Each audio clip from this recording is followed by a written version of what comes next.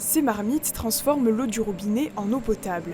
Nous sommes dans une charcuterie industrielle installée à proximité de Gérardmer. On les remplit, on fait bouillir un certain temps par rapport à temps et température. Donc ensuite on arrête tout et on met dans des contenants propres, on refroidit et après seulement on utilise. Une adaptation du process industriel toute récente. Depuis son implantation en 2010, l'entreprise s'approvisionne au réseau d'eau du Tauly, lui-même alimenté par celui de la commune de Gérardmer.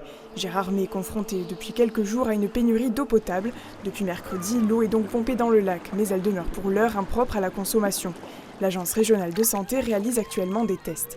Dans le secteur, l'heure est donc aux restrictions ou adaptations et les entreprises ne sont pas épargnées.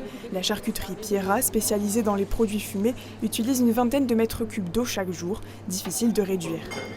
Pour saler des produits, on utilise deux techniques. Donc une première technique qui consiste à faire une saumure liquide, donc travailler de l'eau, du sel et des épices. On utilise aussi un salage au sel sec pour lequel on n'a pas besoin d'eau, son nom l'indique. Et puis il y a le nettoyage quotidien et indispensable de ces 3100 mètres carrés de surface. Seuls les robinets permettent d'économiser. Il y a un mécanisme spécial qui permet de mousser l'eau et pas de faire couler l'eau à grands jets.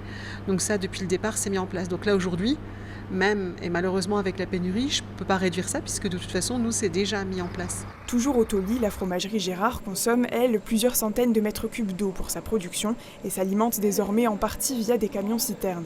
Quant à l'eau potable domestique, au fil des jours, de plus en plus de secteurs d'habitation du massif sont impactés par la pénurie, à La Bresse, Ventron et Cornimont par exemple.